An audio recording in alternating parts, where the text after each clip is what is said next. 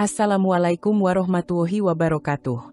Selamat datang di Medialog, tempat di mana kita mengupas kisah-kisah rumah tangga yang penuh warna. Jangan lupa untuk like, subscribe, dan nyalakan lonceng notifikasinya, supaya kamu nggak ketinggalan cerita-cerita menarik lainnya. Kalau kamu punya pengalaman atau kisah rumah tangga yang ingin dibagikan, tuliskan saja di kolom komentar. Siapa tahu, kisahmu bisa menginspirasi banyak orang.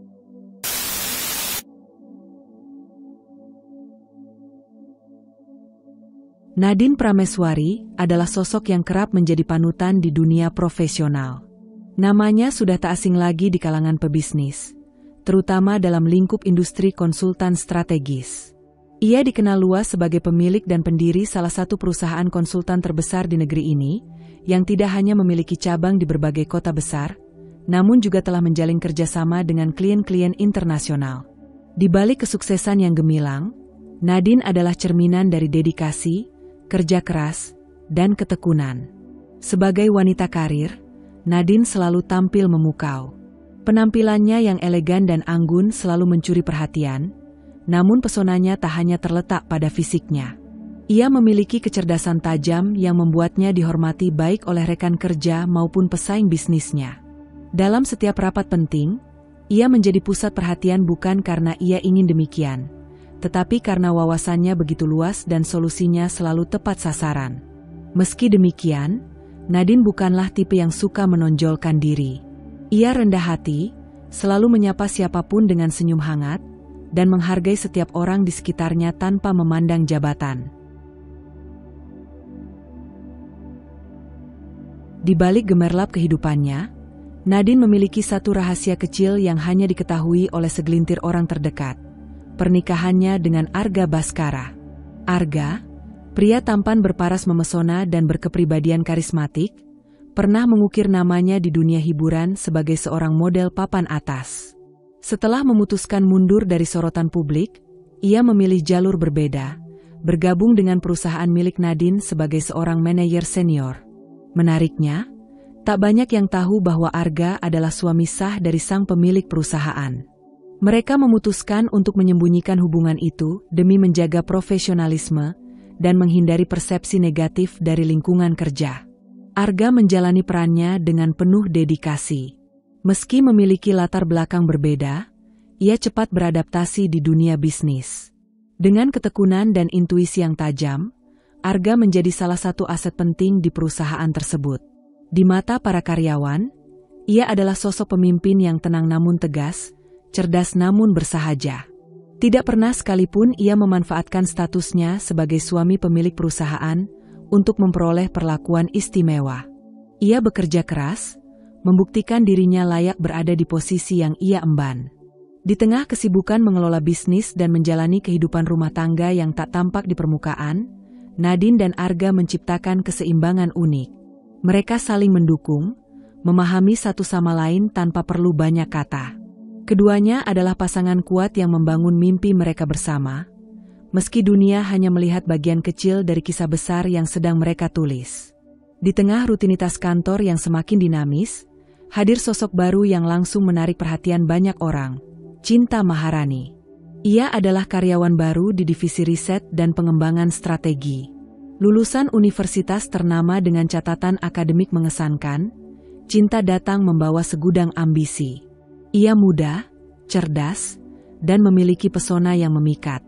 Parasnya yang cantik selalu berhasil mencuri perhatian sejak pertama kali melangkah masuk ke gedung kantor yang megah itu. Namun lebih dari sekadar penampilan, Cinta adalah pribadi yang penuh tekad. Ia tidak datang hanya untuk sekadar bekerja dan mengisi rutinitas, tetapi ia memiliki tujuan jelas, menapak naik setinggi mungkin dalam struktur perusahaan. Dalam setiap proyek yang ia tangani, ia menunjukkan antusiasme yang tinggi dan ide-ide segar yang membuat beberapa atasan mulai meliriknya. Cinta tahu betul cara bermain dalam medan profesional yang kompetitif. Ia pandai bersosialisasi, tahu bagaimana menjaga citra, dan tidak ragu mengambil risiko bila itu bisa membawanya lebih dekat pada pencapaian yang ia incar. Pertemuan pertamanya dengan Arga Bhaskara terjadi secara kebetulan, namun cukup membekas. Di mata Cinta, Arga adalah figur laki-laki yang menggabungkan pesona matang dan kecerdasan profesional dalam satu paket yang memikat. Sikap Arga yang tenang dan penuh wibawa, ditambah aura maskulin yang masih melekat dari masa lalunya sebagai model, membuat Cinta penasaran. Awalnya, ia hanya mengagumi dari jauh, menganggap Arga sebagai atasan yang menarik. Namun seiring waktu, interaksi mereka mulai lebih sering terjadi, baik dalam proyek kerja maupun saat kebetulan bertemu di ruang istirahat atau lift kantor. Tanpa mengetahui latar belakang pribadi Arga yang sesungguhnya, termasuk fakta bahwa pria itu adalah suami dari pemilik perusahaan tempatnya bekerja, Cinta membiarkan dirinya larut dalam ketertarikan yang semakin sulit ia sembunyikan. Dan perlahan, hubungan mereka pun mulai menjauh dari sekadar urusan pekerjaan. Ada perhatian-perhatian kecil yang diselipkan di sela obrolan santai, ada tatapan yang lebih lama dari biasanya, dan ada pesan-pesan pribadi yang mulai menggantikan komunikasi profesional. Arga, yang selama ini menjaga batas, mulai goyah oleh pesona muda Cinta yang penuh semangat dan perhatian. Hubungan rahasia pun perlahan terjalin, tersembunyi dari pandangan mata rekan-rekan kerja. Di balik rapat dan laporan, ada cerita yang tak diketahui banyak orang. Sebuah kisah yang, bila terungkap, akan menjadi badai bagi stabilitas yang selama ini dibangun rapi. Cinta tak pernah menyangka bahwa pria yang perlahan mengisi pikirannya itu memiliki ikatan kuat yang tak terlihat, dengan wanita yang menjadi pemimpin di puncak struktur perusahaan. Dan sementara Nadine tetap menjalankan perannya sebagai pemimpin elegan yang dihormati semua orang, badai pelan-pelan mulai membentuk awan di atas langit yang semula tenang. Nadine Prameswari bukan tipe perempuan yang suka berspekulasi. Dalam dunia bisnis, ia terbiasa mengandalkan data, fakta, dan analisis sebelum mengambil kesimpulan. Namun akhir-akhir ini, sesuatu yang tidak bisa dijelaskan dengan logika mulai mengganggunya. Perasaan tidak nyaman yang muncul setiap kali Arga memasuki ruangan atau pulang ke rumah dengan raut lelah dan mata yang tak pernah benar-benar menatap. Perubahan itu tidak datang secara tiba-tiba, melainkan seperti embun dingin yang turun perlahan, nyaris tak terasa, sampai akhirnya membekukan sesuatu yang dulu hangat. Arga kini sering pulang larut malam, dengan alasan lembur atau pertemuan mendadak. Jam-jam yang sebelumnya mereka habiskan bersama kini bergeser menjadi ruang kosong yang hanya diisi keheningan. Jika dulu Nadine selalu bisa merasakan kehadiran Arga bahkan sebelum pria itu membuka pintu, sekarang ia hanya mendengar suara langkah kaki yang cepat menuju kamar, lalu suara pintu yang tertutup pelan tapi tegas, seolah menjadi batas antara dua dunia yang kian menjauh. Di meja makan, percakapan menjadi formal dan seadanya. Arga sibuk dengan ponselnya, menjawab pesan-pesan yang katanya penting dan mendesak. Nadine tidak pernah mengintip, tidak pernah bertanya lebih dari satu kali. Bukan karena tak peduli, tapi karena ia tahu, jika seseorang sudah berniat menyembunyikan sesuatu, maka jawaban yang diberikan hanya akan jadi formalitas belaka. Ketika Arga berbicara, nadanya tetap tenang, tapi ada jeda yang terlalu panjang, ada senyum yang tidak sampai ke mata. Nadine memperhatikan semuanya dalam diam. Ia mencatat perubahan kecil yang dulu mungkin tak akan ia hiraukan. Parfum asing yang menempel samar di kemeja Arga, pesan yang dihapus sebelum tertidur, atau ekspresi bingung yang muncul sepersekian detik saat ia menanyakan rencana akhir pekan. Nadine tidak langsung mengonfrontasi. Ia hanya mengamati, dari balik laptopnya, dari cermin di meja rias, dari pantulan kaca mobil saat mereka berangkat kerja bersama namun tenggelam dalam keheningan masing-masing. Ia mulai menyusun potongan-potongan kecil yang terasa tidak pada tempatnya. Bukan dengan kemarahan, melainkan dengan kesadaran dingin bahwa sesuatu sedang berubah.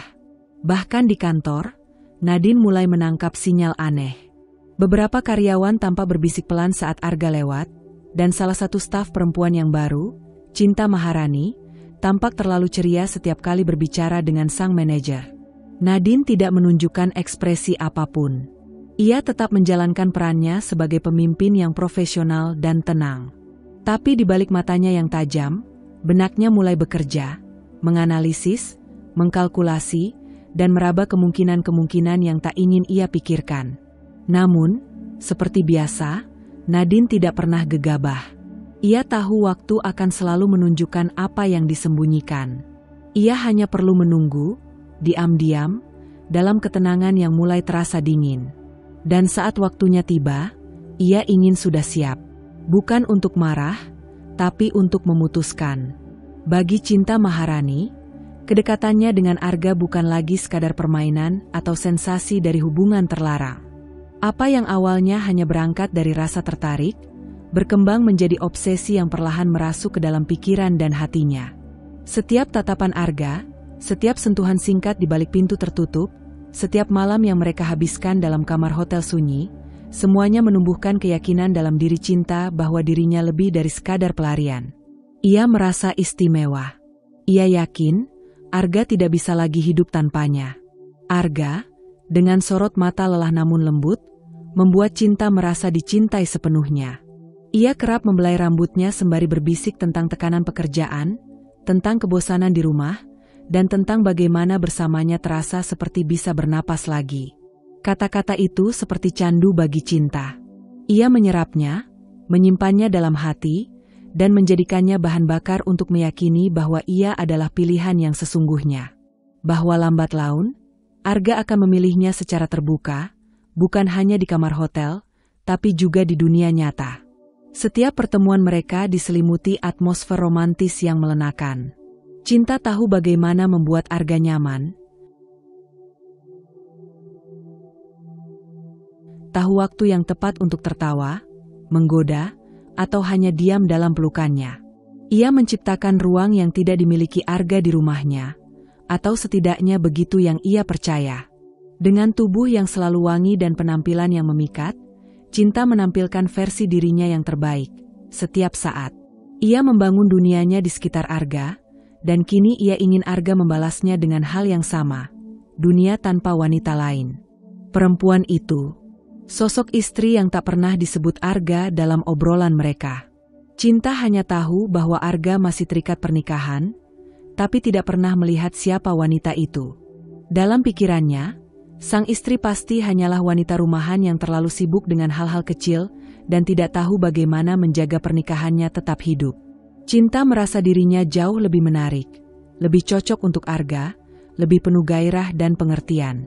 Dan karena itu, ia yakin hanya tinggal menunggu waktu sampai Arga menceraikan istrinya dan memulai hidup baru bersamanya. Namun Cinta mulai gelisah. Waktu berjalan, tetapi keputusan besar itu tak kunjung datang. Arga terus datang padanya, memberikan cinta dan perhatian, tetapi tak pernah benar-benar meninggalkan rumahnya. Kegelisahan itu tumbuh menjadi dorongan kuat. Ia merasa harus melakukan sesuatu. Sesuatu yang bisa mempercepat semua ini. Ia mulai menyusun rencana, dengan keyakinan penuh bahwa langkah ini akan menjadi jalan mereka menuju kebahagiaan. Ia mencari tahu lebih banyak tentang istri Arga. Tak butuh waktu lama bagi Cinta untuk menemukan bahwa nama wanita itu adalah Nadine. Nama yang biasa ia dengar di kantor, tetapi tidak pernah ia hubungkan sebagai sosok istri dari pria yang ia cintai. Nadine Prameswari, pemilik perusahaan, atasan tertinggi. Wanita yang selama ini Cinta kira hanyalah penghalang biasa, ternyata jauh dari kata biasa. Meski sempat terkejut, rasa percaya dirinya tidak runtuh. Justru sebaliknya, rasa bersaing itu semakin menguat. Cinta tidak takut. Ia yakin cinta Arga padanya sudah cukup besar untuk menentang siapapun, termasuk wanita berkuasa yang kini menjadi tembok di antara mereka. Dan dengan segala pesona, kepintaran, dan keberaniannya, Cinta siap menyingkirkan Nadine dari kehidupan Arga, dengan cara apapun. Ia mulai memanfaatkan posisinya di kantor untuk mendekati lingkaran dalam Nadine, mencari celah, mencatat kelemahan, dan menyusun narasi yang perlahan ia tanamkan ke beberapa rekan kerja, bahwa Nadine terlalu kaku, terlalu dingin, dan tidak mampu membina hubungan pribadi yang hangat. Semua itu ia lakukan tanpa terburu-buru, dengan senyum manis dan kepolosan yang menipu. Dalam pikirannya, akhir cerita sudah jelas. Ia dan Arga, berdua, membangun masa depan baru, tanpa rahasia, tanpa bayangan perempuan lain, tanpa penghalang. Yang belum ia sadari adalah, musuh yang ia anggap remeh itu, sedang mengamati dalam diam. Hari-hari Arga Baskara kini dipenuhi oleh kebimbangan. Sejak hubungannya dengan Cinta Maharani semakin dalam, pikirannya menjadi ladang konflik yang tak kunjung reda. Ia merasa terombang-ambing antara kenyamanan rumah tangga yang selama ini ia bangun bersama Nadine, dan gairah serta rasa dihidupkan kembali yang ia rasakan bersama Cinta. Keduanya sangat berbeda. Nadine adalah ketenangan dan kestabilan, sedangkan Cinta adalah bara yang tak henti-hentinya menyala. Cinta, dengan caranya yang halus namun menghunjam, semakin sering membicarakan masa depan. Ia mulai memasukkan gagasan tentang kehidupan baru yang lebih jujur, tentang hak untuk bahagia, dan tentang bagaimana cinta sejati tak seharusnya dijalani dalam sembunyi-sembunyi. Setiap bisikan itu disampaikan bukan dengan emosi meledak-ledak, tetapi dengan kelembutan dan tatapan penuh kasih yang membuat Arga merasa bersalah. Seolah-olah ia sendiri yang menyiksa Cinta karena terus menunda sebuah keputusan. "Kalau kamu benar-benar bahagia di rumah, kamu gak akan lari ke aku," ujar Cinta suatu malam, saat mereka duduk berdampingan dalam keheningan kamar hotel. Ia tak perlu berkata lebih. Kalimat itu menggema dalam kepala Arga selama berhari-hari. Dan pelan-pelan, pengaruh itu mulai bekerja. Arga mulai menghindari kontak fisik dengan Nadine. Ia tidak lagi mencium kening istrinya sebelum berangkat kerja, tak lagi bertanya bagaimana harinya. Percakapan di antara mereka kini hanya soal hal-hal teknis, kebanyakan urusan pekerjaan, dan bahkan itu pun terasa kaku. Ia duduk di meja makan tanpa benar-benar hadir. Menatap layar ponsel lebih lama daripada menatap istrinya. Ketika Nadine mencoba membuka pembicaraan, Arga hanya menjawab singkat, datar, atau dengan anggukan hampa. Ada jarak yang tak kasat mata, namun jelas terasa. Suatu ketika, Nadine mengajaknya makan malam di luar, mencoba menyambung kembali keintiman yang mulai pudar. Arga menolak dengan alasan lelah. Tapi Nadine tahu, itu bukan lelah tubuh, itu lelah hati. Dan yang membuatnya perih, dia tidak tahu dari mana datangnya kelelahan itu. Arga, di sisi lain, mulai merasa ada yang menyesakkan dalam rumah itu. Ia merasa tak bebas. Takut Nadine membaca gerak-geriknya. Takut ketahuan. Tapi di saat bersamaan, ia juga mulai mempercayai narasi yang dibangun oleh Cinta, bahwa dirinya pantas bahagia, dan Nadine bukan lagi tempat untuk mendapatkan itu. Dorongan Cinta pun semakin gencar. Ia mengemas manipulasi dalam bentuk perhatian. Makanan kesukaan Arga, pijatan di leher saat pria itu mengeluh stres, pelukan tanpa syarat, dan, yang paling berbahaya, pengertian yang mendalam atas luka-luka kecil yang bahkan tidak pernah ia akui. Cinta membuatnya merasa didengar, diterima, diinginkan. Dan perlahan, semua itu menutupi akal sehatnya. Kalau kamu terus bertahan di hubungan yang gak bikin kamu bahagia, kamu bukan menyelamatkan siapa-siapa. Gak. Kamu cuma menyiksa dirimu sendiri, dan aku. Kalimat itu jadi pemicu. Hari itu, untuk pertama kalinya, Arga benar-benar mempertimbangkan kata cerai, bukan sebagai ancaman kehancuran, melainkan sebagai jalan keluar.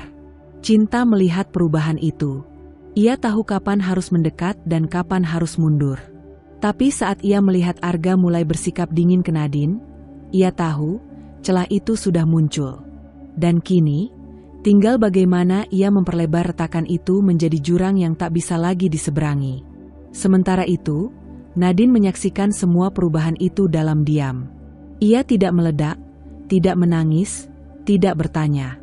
Ia hanya menyimpan semuanya dalam satu tempat sunyi dalam dirinya. Tempat di mana keheningan bisa menjadi alat untuk mengamati lebih tajam daripada amarah. Tapi satu hal pasti, Nadine bukan wanita yang mudah dilumpuhkan. Dan jika Cinta Maharani pikir ia sudah hampir menang, maka ia belum benar-benar mengenal siapa yang sedang ia lawan. Cinta Maharani sudah terlalu dalam untuk mundur.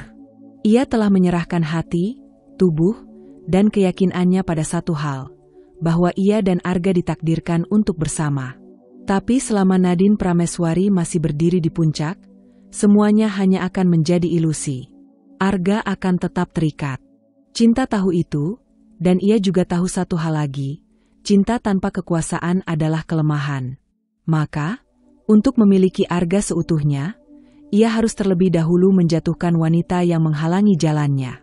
Tapi Nadine bukan wanita sembarangan. Ia bukan istri rumah tangga biasa yang bisa digertak dengan pesan ancaman atau dihancurkan lewat konfrontasi emosional. Nadine adalah pemilik perusahaan besar, sosok yang disegani karena profesionalisme, kecerdasan, dan kepemimpinannya yang tegas namun elegan. Ia tidak punya celah, kecuali jika celah itu diciptakan.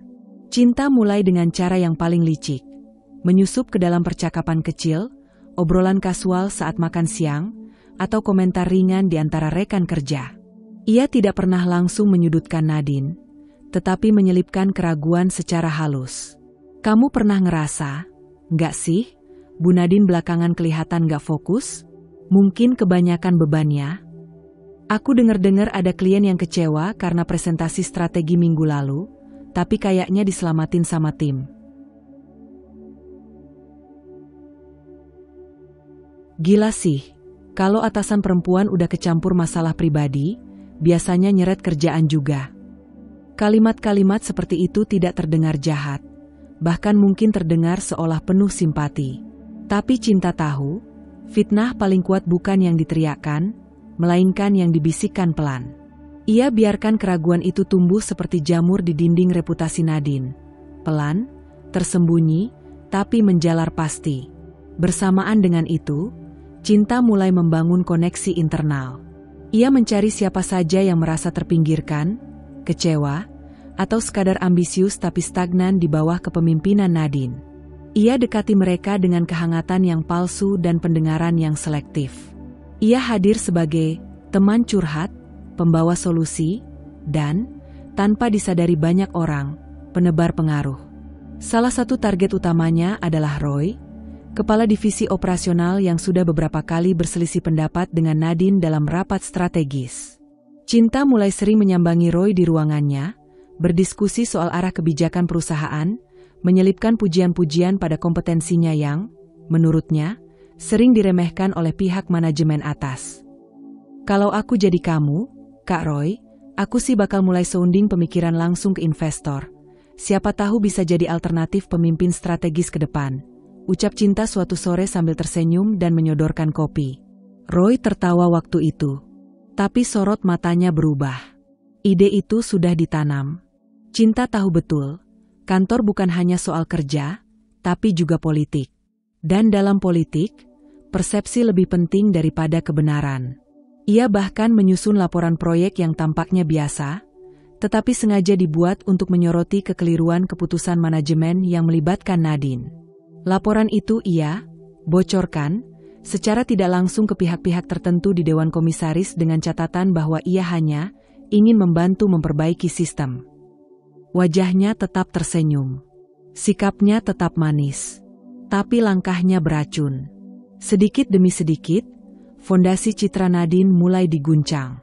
Beberapa eksekutif senior mulai mempertanyakan kepemimpinan Nadine. Beberapa klien kunci tiba-tiba membatalkan pertemuan yang sudah dijadwalkan. Beberapa staf lama mulai menjaga jarak. Nadine sendiri mulai merasakan atmosfer yang berubah, seperti ada mata-mata di balik pintu, atau suara yang teredam ketika ia lewat di lorong. Dan sementara itu, Cinta memainkan peran ganda dengan sempurna, menjadi karyawan teladan di siang hari, dan kekasih penuh gairah di malam hari. Ia membisikkan pada Arga bahwa Nadine tak hanya gagal sebagai istri, tapi juga mulai tidak kompeten sebagai pemimpin. Ia menciptakan dua dunia untuk Arga, dunia yang kusut dan membosankan bersama Nadine, dan dunia yang bebas dan penuh harapan bersamanya. Bagi Cinta, ini bukan sekadar cinta lagi. Ini adalah penaklukan. Dan ia tak akan berhenti sampai Nadine tersingkir. Di rumah, di kantor, dan di dalam hati Arga. Hari itu dimulai seperti biasa. Cinta Maharani melangkah ke kantor dengan langkah ringan dan senyum percaya diri.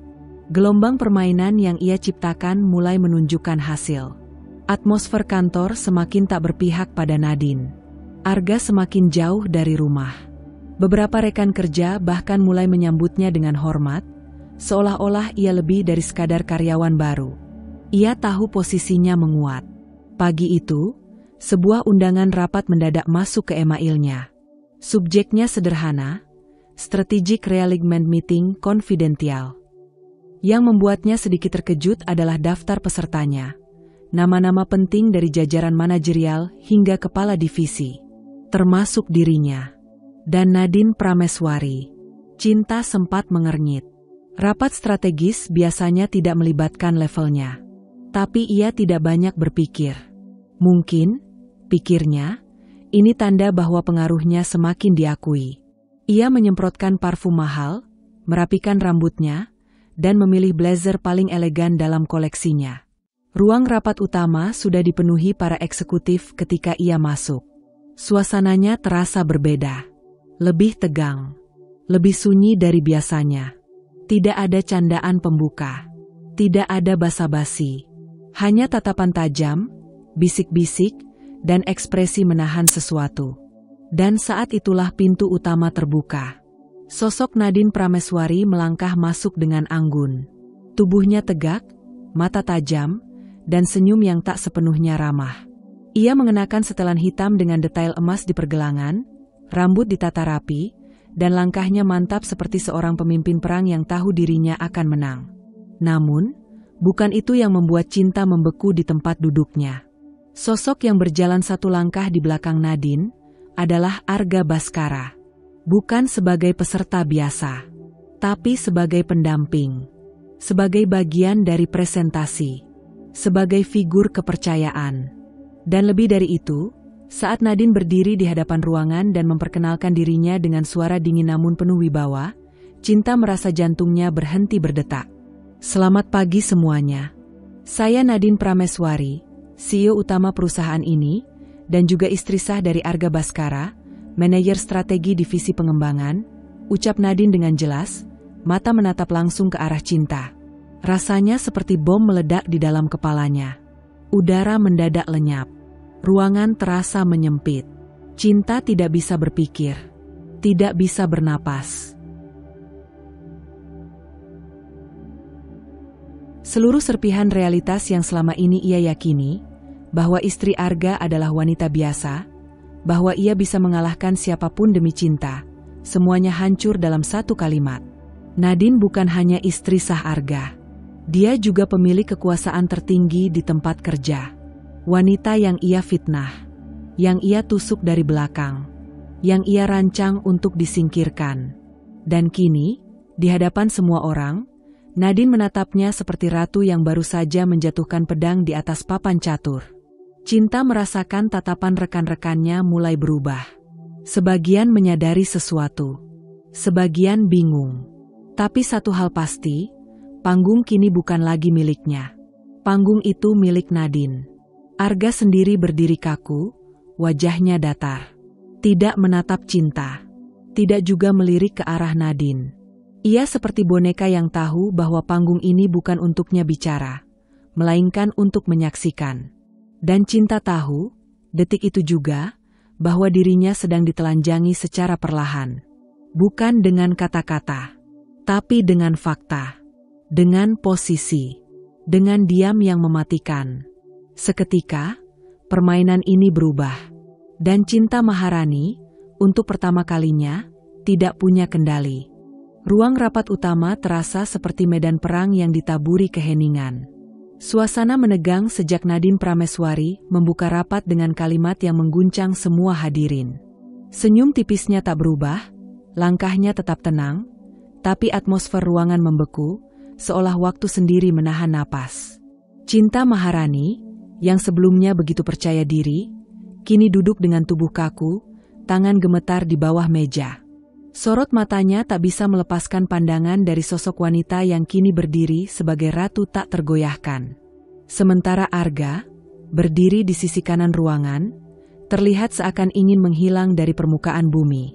Setelah menyampaikan laporan singkat tentang evaluasi performa tahunan, Nadine menutup berkasnya dan menyandarkan tubuh ke kursi. Lalu ia menatap langsung ke seluruh jajaran direksi dan manajerial yang hadir. Ada satu hal lagi, ucapnya pelan, suaranya lembut, tapi menggigit. Saya ingin memperjelas sesuatu sebelum kita melangkah lebih jauh sebagai tim. Ia menarik sebuah map kulit hitam dari tasnya. Meletakkannya di atas meja, lalu membukanya perlahan. Di dalamnya terdapat foto-foto, cetakan percakapan, log hotel, laporan transaksi, hingga salinan CCTV dari berbagai lokasi. Dan dengan ketenangan yang menyeramkan, Nadine menyampaikan semuanya. Satu persatu. Secara sistematis, nyaris seperti seorang jaksa yang sudah terlalu siap. Selama 6 bulan terakhir, saya sudah menyelidiki adanya tindakan tidak etis yang melibatkan 2 staf inti perusahaan ini, katanya, sembari menatap langsung ke arah Cinta, lalu ke Arga. Beberapa direktur saling pandang, bingung. Suara batu kecil terdengar di ujung meja, tapi tak ada yang berani bicara. Perselingkuhan, manipulasi data proyek, penyalahgunaan akses pribadi, dan yang paling menyedihkan, pengkhianatan dari seseorang yang seharusnya saya percaya sepenuh hati. Nadine berdiri. Ia berjalan pelan menuju layar besar di ujung ruang rapat. Dengan satu klik di remote kecil di tangannya, deretan bukti mulai ditampilkan. Tangkapan layar percakapan pribadi antara Arga dan Cinta, foto-foto mereka di luar kota saat perjalanan dinas, bahkan log pengeluaran hotel dengan nama Cinta sebagai tamu utama. Mata semua orang membelalak. Cinta terperanjat, wajahnya pucat pasi. Napasnya memburu. Ia tak pernah menyangka semua ini terekam sedetail dan setajam itu. Arga berdiri membatu, tidak mampu menunduk atau membela diri. Cinta Maharani, Nadine berkata, berbalik menatap wanita muda itu dengan tajam namun tetap elegan. Saya secara resmi memutuskan kontrak kerja Anda di perusahaan ini, efektif hari ini. Bukan hanya karena pelanggaran etika, tapi karena Anda berani mengotori integritas tempat ini demi ambisi pribadi. Seketika, 2 staf keamanan, yang sudah disiapkan diam-diam sejak awal, masuk ke ruangan dengan sikap tenang. Mereka berdiri di belakang Cinta, memberi sinyal bahwa waktu Cinta di ruangan itu sudah habis. Cinta berdiri dengan goyah. Matanya memerah, rahangnya bergetar menahan kekesalan dan rasa malu. Ia menatap Arga, seolah meminta perlindungan. Tapi Arga hanya menunduk. Tak ada kata, tak ada keberanian. Dan Nadine belum selesai. Ia kembali ke tempatnya, lalu membuka satu dokumen terakhir dari map itu, dokumen berkop hukum. Dan Arga, ucapnya, datar namun tegas, saya tidak akan memecatmu. Karena ini bukan sekadar urusan profesional. Ini adalah urusan pribadi. Dan saya memilih menyelesaikannya dengan cara pribadi pula. Ia melemparkan dokumen itu di atas meja. Beberapa halaman berisi pengajuan cerai telah ditandatangani. Mulai hari ini, kau bukan lagi suamiku. Dentuman emosi meledak tanpa suara di dalam kepala semua orang. Tapi Nadine tetap berdiri, matanya tenang, air mukanya tak berubah. Terima kasih atas pelajaran berharga yang kalian berikan, katanya, tatapannya mengarah pada keduanya. Saya belajar banyak tentang kepercayaan, tentang kesetiaan, dan terutama, tentang siapa yang benar-benar layak berdiri di sisi saya. Tanpa satupun air mata, tanpa teriakan, tanpa amarah. Nadine Prameswari berjalan keluar ruangan dengan anggun. Dingin, sempurna. Seperti badai yang datang tanpa suara, tapi menghancurkan segalanya dalam sekali sapu. Dan saat pintu ruang rapat tertutup di belakangnya, hanya keheningan yang tertinggal, dan kehancuran yang diam-diam mulai menggigit mereka yang tersisa. Setelah badai yang mengguncang hidupnya, Nadine Prameswari kini berdiri di titik terendah dan teratas sekaligus. Ia baru saja mengakhiri sebuah babak yang penuh pengkhianatan, hanya untuk menyadari bahwa dunia tak selalu berjalan seperti yang kita harapkan. Sakit, kecewa, dan patah hati adalah teman-teman baru yang kini menemani langkahnya. Namun, di tengah kehancuran itu, ada satu hal yang mulai menyembuhkan luka-lukanya. Kehadiran seseorang yang tidak ia duga, yang datang tepat pada waktunya. Dion, pria yang selama ini lebih dikenal sebagai seorang kolega di dunia bisnis, kini tampaknya menjadi pelita dalam gelap yang selama ini menyelimuti hatinya. Ia bukan pria yang berusaha mencuri perhatian. Tidak ada kata-kata manis berlebihan, tidak ada drama, hanya kedekatan yang berkembang secara alami, seiring dengan berjalannya waktu. Setelah pertemuan dengan Arga dan cinta yang berakhir dengan perceraian yang dramatis, Nadine merasa dunia profesionalnya mulai goyah. Para kolega mulai memperlakukan dia dengan pandangan penuh simpati, dan meski ia ingin menghindari semua itu, ia tahu bahwa ia harus tetap tegar. Namun, di tengah kesendiriannya, ada Dion, pria yang tak pernah berhenti menunjukkan dukungannya. Dion bukan hanya seorang rekan kerja, ia juga menjadi seseorang yang tanpa diminta, berada di sisinya pada saat-saat terburuk. Dalam rapat-rapat yang penuh tekanan setelah keretakan yang terjadi di antara jajaran direksi, Dion selalu berada di sana untuk memberikan pendapat yang bijak, menenangkan, dan membantu mempertajam strategi bisnis tanpa embel-embel apapun. Ia tahu kapan harus memberi ruang bagi Nadine untuk bicara, dan kapan harus memberikan tangan sebagai bentuk dukungan tanpa perlu kata-kata. Namun, yang lebih penting adalah kehadiran Dion di luar dunia kerja. Pada suatu malam yang sepi, ketika Nadine memilih untuk tetap di kantor menyelesaikan laporan yang tertunda, Dion datang tanpa pemberitahuan. Ia mengetuk pintu ruangan Nadine dengan senyum tipis, membawa secangkir kopi hangat dan beberapa kue kecil yang disukainya. "Kau pasti butuh ini," katanya sambil menatap Nadine yang terlihat lelah, namun tetap tersenyum tipis saat melihat Dion. Malam itu, mereka tidak banyak bicara tentang pekerjaan atau masa lalu yang menyakitkan. Mereka hanya berbicara tentang hal-hal sederhana, tentang cuaca yang tak pernah memihak, tentang kesalahan kecil yang terjadi dalam rapat, atau tentang kenangan masa lalu yang tak sengaja terlupakan. Dion menunjukkan bahwa cinta, atau setidaknya dukungan, tidak selalu datang dengan kata-kata besar atau janji manis. Itu datang dalam bentuk tindakan nyata, dalam kehadiran yang membuatmu merasa lebih baik meskipun dunia di luar sana berputar dengan cara yang tidak kamu inginkan. "Mungkin aku tidak bisa menyembuhkan semua luka, Nadine," kata Dion, saat mereka duduk di balkon kantor, menatap malam yang tenang. "Tapi aku akan selalu ada di sini. Setiap kali kamu butuh seseorang." Saat itulah, Nadine merasa ada sesuatu yang lebih dalam daripada sekadar persahabatan di antara mereka. Sesuatu yang tumbuh tanpa didorong, yang datang dengan sendirinya, seperti aliran sungai yang mengalir perlahan dan tanpa banyak gangguan. Ada rasa aman di dalam kehadiran Dion. Ada ketenangan yang tidak ditemukan di tempat lain.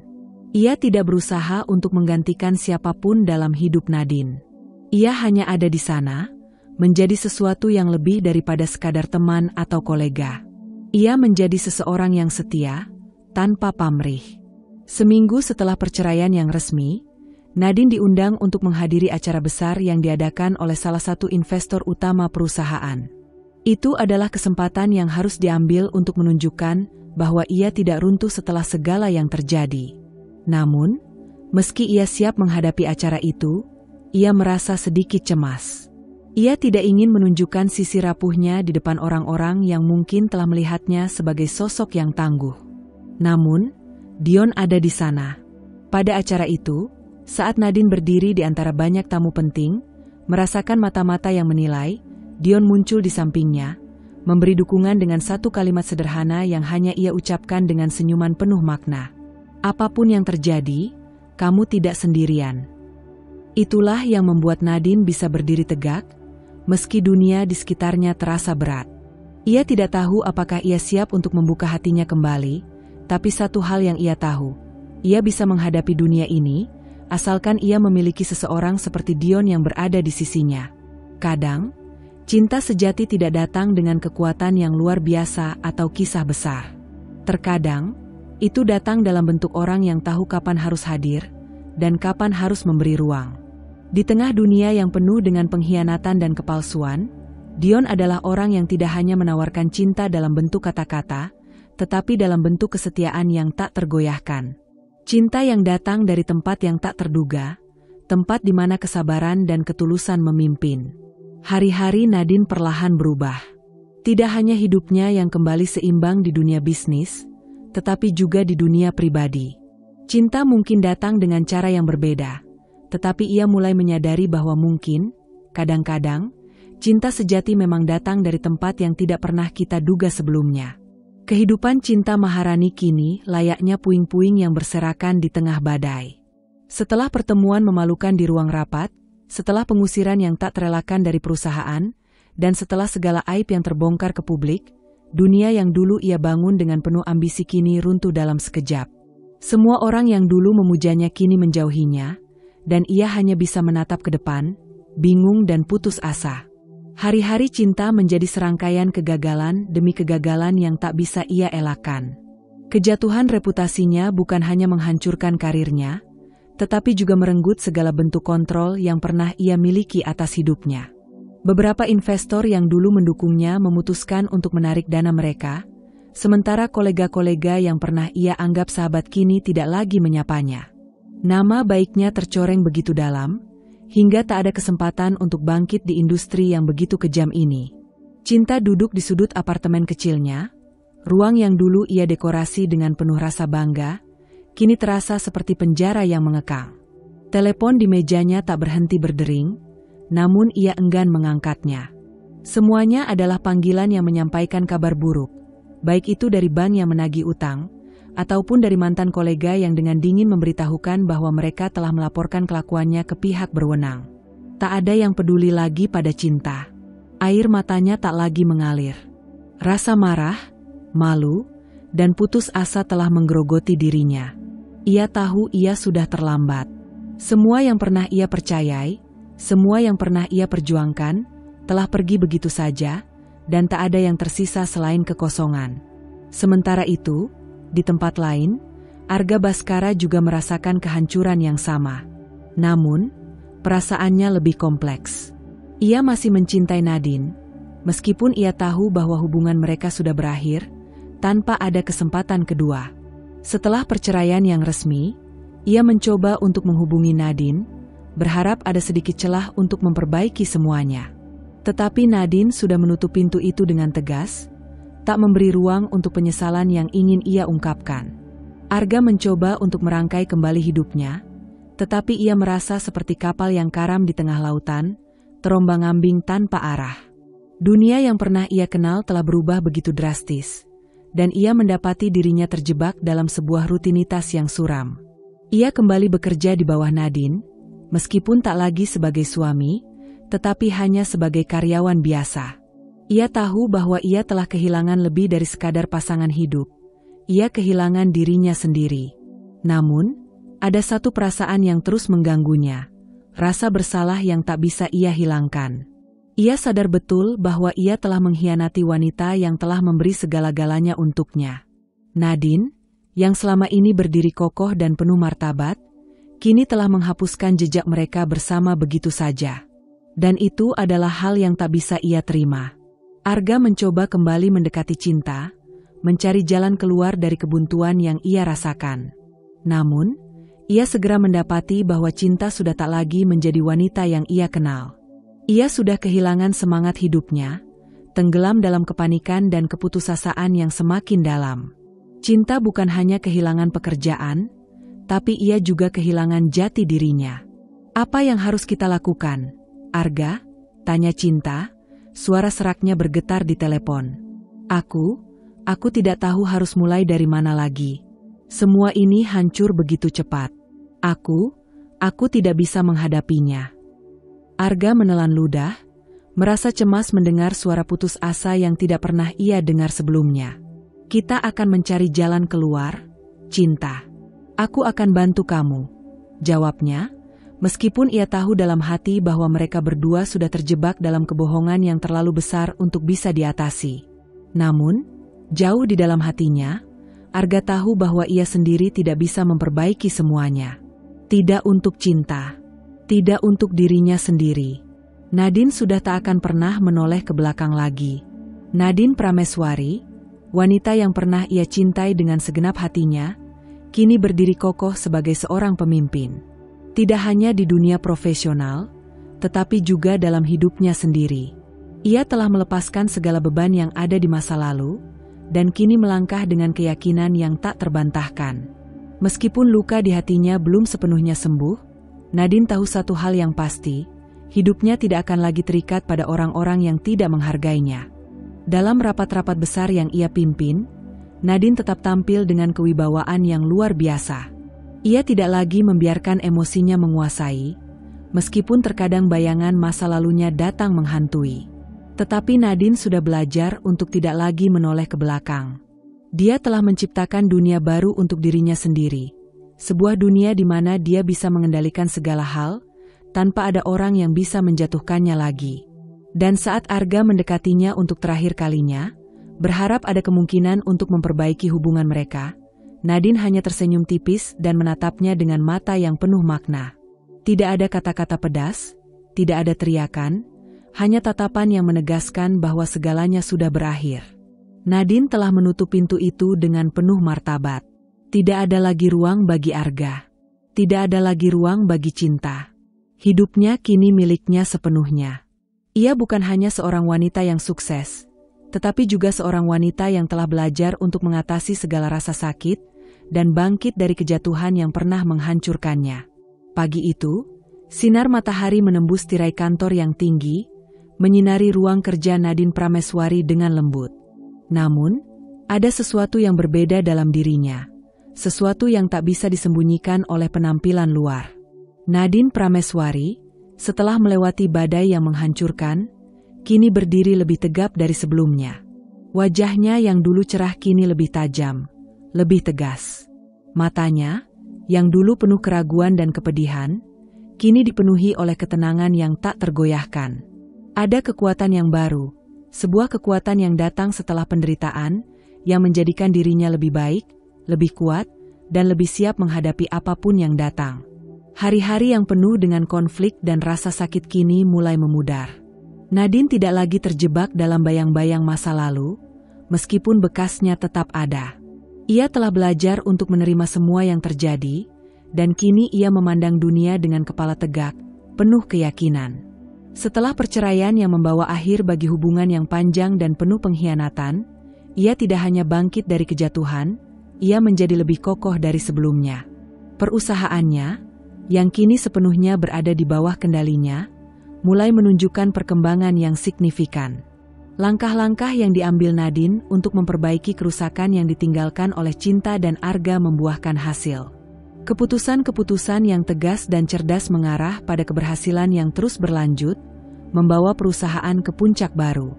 Ia telah memulihkan reputasi perusahaan yang hampir hancur, dan kini, nama Prameswari Consulting kembali menjadi simbol kepercayaan di dunia bisnis.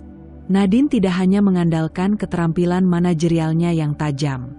Ia juga mengandalkan kebijaksanaan yang datang dari pengalamannya, baik dalam hal bisnis maupun kehidupan pribadi. Ia tahu bahwa untuk bertahan di dunia yang keras ini, seorang pemimpin harus lebih dari sekadar pintar, harus mampu menahan beban dan tetap berdiri tegap meski dihantam gelombang besar. Suatu pagi, saat rapat strategis berlangsung, Nadine memberikan pengarahan kepada timnya dengan suara yang penuh wibawa. Perusahaan ini tidak hanya sekadar milik saya. Ini adalah rumah bagi setiap orang yang berjuang untuk mencapainya bersama-sama. Kita telah melewati badai, dan kita akan keluar lebih kuat dari sebelumnya. Ucapnya, matanya menyapu satu persatu anggota tim yang hadir. Ia tidak lagi ragu, tidak lagi menatap dunia dengan rasa takut. Setiap keputusan yang ia buat kini didasari oleh keyakinan yang kokoh. Ia tahu apa yang diinginkannya, dan ia tahu bahwa ia pantas mendapatkannya. Keputusan untuk memecat cinta dan menceraikan Arga mungkin terdengar keras bagi banyak orang, tetapi bagi Nadine, itu adalah langkah yang tepat. Itulah yang membuatnya bebas. Ia tidak ingin berjuang untuk sesuatu yang sudah rusak. Ia hanya ingin melangkah maju, jauh dari segala kepalsuan. Dan dengan setiap langkah yang ia ambil, ia merasa semakin bebas, semakin hidup. Ada ketenangan dalam hatinya yang belum pernah ia rasakan sebelumnya. Mungkin itu adalah hasil dari pengalaman pahit yang telah membentuknya menjadi pribadi yang lebih kuat, lebih bijaksana.